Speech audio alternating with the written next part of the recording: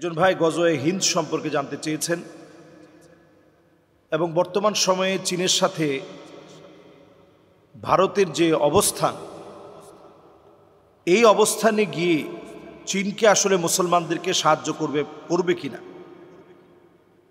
আসলে এই বিষয়টা পরিষ্কার এইভাবে বলা যায় না, তবে এটা বলা যায় যে চীনের সাথে সম্পর্কের জায়গাটা যত শক্তিশালী হবে আমাদের, তত বেশি বিপজ্জনক হবে ভারতের জন্য। এবং পাকিস্তানের অলরেডি সেনাপ্রধান তিনি কিন্তু জানিয়ে দিয়েছেন যে ভারতের সৈন্যবাহিনীকে তিনি কোনো ভয় পান না। গজওয়ে হিন্দ এটা নিশ্চিত হবে এবং অবশ্যই মুসলমানরা এতে বিজয় অর্জন করবে। রক্তগুলা পৌঁছে যাবে টাকনু পর্যন্ত। তার মানে কতটা ভয়াবহ হবে আপনি একটু চিন্তা করেন। মুসলমান সহ এই যুদ্ধে যারা যাবে, রক্ত পৌঁছে যাবে টাকনু পর্যন্ত। এরপরে মুসলমানরা বিজয় অর্জন করবে। ভয়ে ভীত সন্ত্রস্ত হয়ে মুসলমানরা পালায়ন করবে। কিছু লোক তখনও যুদ্ধ চালিয়ে যাবে, তাদের হাত ধরেই আল্লাহ রাব্বুল আলামিন মুসলমানদেরকে বিজয় দান করবেন।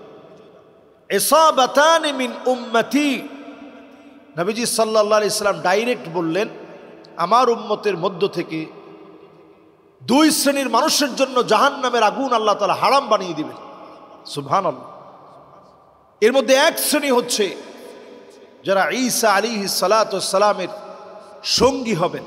কিয়ামতের বড় আলামত প্রকাশিত হলে ঈসা আলাইহিস সালাতু ওয়াস সালাম এই দুনিয়াতে আত্মপ্রকাশ ঘটবে। তিনি মানারাতুল বায়দা নামক মসজিদে, দেমাস্কের সাদা গম্বুজওয়ালা মসজিদে দুজন ফেরেশতার ডানায় বর দিয়ে তিনি নামবেন। ঈসা আলাইহিস সালাতু ওয়াস সালাম দুই টুকরা কাপড় পরা থাকবেন। ইহরামের কাপড় যেমন হয় এরকম দুই টুকরা কাপড় পরিধান করা থাকবেন। অজুর পানিগুলা টপটপ করে পড়তে থাকবে। সেই ঈসা আলাইহিস সালাতু ওয়াস সালামের সঙ্গী যারা হবে, আল্লাহ রাব্বুল আলামিন সেই মানুষগুলোকে জাহান্নামের আগুন হারাম বানায় দিবেন। দুই নম্বরে আল্লাহ রাব্বুল আলামিন জাহান্নামের আগুন হারাম বানায় দিবেন যারা গজওয়ে হিন্দ তথা হিন্দের বিজয়ের জন্য লড়বে।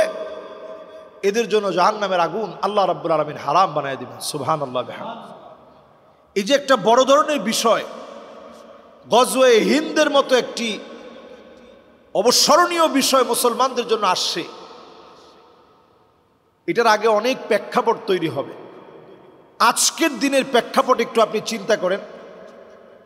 আজকের দিনে এত ভয়াবহ অবস্থা এখন, যেই সময় আমরা দেখতে পাচ্ছি হিজাবকে কটাক্ষ করা হচ্ছে। তাদের দেশের দায়িত্বশীল পর্যায়ের লোক হিজাবকে নিয়ে কটাক্ষ করে কথা বলছে। এইভাবে করে হিজাব পরে অভিনয় করে হিজাবকে কটাক্ষ করে দেখাচ্ছে। প্রকাশ্যে জয় শ্রীরাম ধ্বনি তারা দিচ্ছে। আজকে আমরা মুসলিম, প্রকাশ্যে জয় শ্রীরাম স্লোগান দেওয়া হচ্ছে। আমাদের মসজিদগুলোকে তারা ভেঙে দিচ্ছে।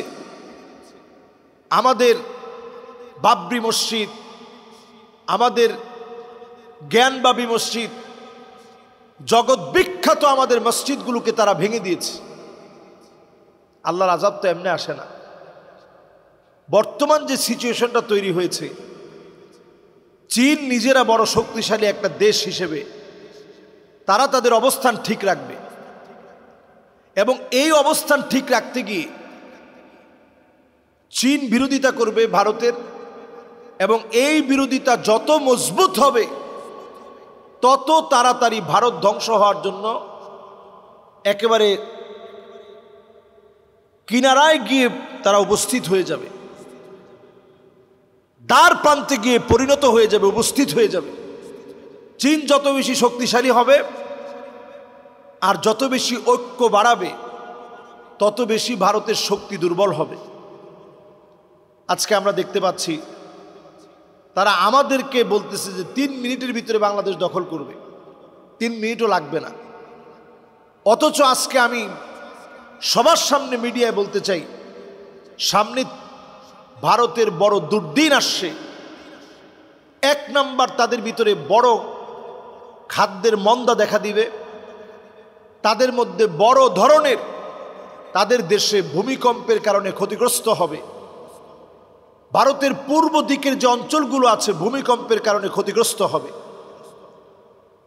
ঠিক যেইভাবে জায়গায় জায়গায় দাবানল ছড়িয়ে পড়ছে, এদের মধ্যেও দাবানল ছড়িয়ে পড়বে, কারণ তারা মুসলমানদের গড়ে গড়ে, বাড়িতে বাড়িতে মুসলমানদের সংস্কৃতি, মুসলমানদের আদর্শ ধ্বংস করার জন্য তারা কাজ করছে। আল্লাহ তাআলা অবশ্যই এটার প্রতিশোধ নেবেন। তাদের মধ্যে ক্ষুধা, যন্ত্রণা, দারিদ্রতা তাদেরকে পেয়ে বসবে। এগুলো আল্লাহর তরফ থেকে, কোরআন হাদিস আপনি পড়লেই দেখবেন আল্লাহর তরফ থেকে দেওয়া আযাব। এই আযাবগুলো আসে কখন? যখন আল্লাহদ্রোহীরা আল্লাহর গোলামদেরকে ঘর থেকে বের করে দেয়। আল্লাযীনা উখরিজু মিন দিয়ারিহিম বিগাইরি হক ইল্লা আইয়াকুলু রাব্বুনাল্লাহ। যারা আল্লাহ আল্লাহ বলে ডাকে, শুধু আল্লাহর নাম স্মরণ করার কারণে যাদেরকে বের করে দেওয়া হয়েছে, ঘর থেকে বের করে দেওয়ার কারণে আল্লাহর পক্ষ থেকে শাস্তি আসবে। আমার কাছে মনে হয় এই শাস্তি অতি সন্নিকটে, এবং আল্লাহ রাব্বুল আলামিন দুইটা গ্রুপের জন্য জাহান্নামের আগুন হারাম বানায় দিবেন। ঈসা আলাইহিস সালামের সাথে যারা অবস্থান করবে, ঈসা আলাইহিস সালাম আসবে মানারাতুল বায়দা, সাদা গম্বুজওয়ালা মসজিদে, দুইজন ফেরেশতার ডানার মধ্যে বট দিয়ে তিনি আসবেন। এটা কিয়ামতের বড় আলামত। ঈসা আলাইহিস সালাম আসবেন, আত্মপ্রকাশ ঘটবে। এছাড়াও ঈসা আলাইহিস সালামের শেষ সময়ের সঙ্গী যারা হবে, আল্লাহ পাক তাদের জন্য জাহান্নামের আগুন হারাম বানায় দিবেন। সুবহানাল্লাহ। আর আরেকটা গ্রুপের জন্য জাহান্নামের আগুন হারাম হবে। তারা কারা? তারা হচ্ছে যারা গজওয়ে হিন্দের জন্য, হিন্দের বিজয়ের জন্য, ভারতের বিজয়ের জন্য, মুসলমানদের সেই সময়ে ভারতে যে দুরবস্থা দেখা দিবে, টাকনু পর্যন্ত রক্ত পৌঁছায়া যাবে, এত বিরাট আকারে হত্যাযজ্ঞ হবে। এরপরে আল্লাহ তাআলা মুসলমানদেরকে বিজয় দিবেন। সেই বিজয়ের সময় যারা কাজ করবে, আল্লাহ রাব্বুল আলামিন তাদেরকে দিয়েই ভারতকে আল্লাহ তাআলা বিজয় দান করবেন। ঠিক যেভাবে 17 জনকে দিয়ে আল্লাহ তাআলা পুরা ভারতকে বিজয় দান করেছিলেন, ইমানি হিম্মতের কারণে আবারও মুসলমান বিজয় অর্জন করবে ইনশাআল্লাহ। এই বিজয়ে ভারতের সঙ্গে একদিক থেকে না, বহু দিক থেকে আক্রমণ হবে। এটা এরা কল্পনা করতে পারে নাই। কারণ আল্লাহ তাআলা যখন কাউকে শত্রু বানায় দেয়, তখন মুসলমানের এমনি শত্রু তার শত্রু হয়ে যাবে।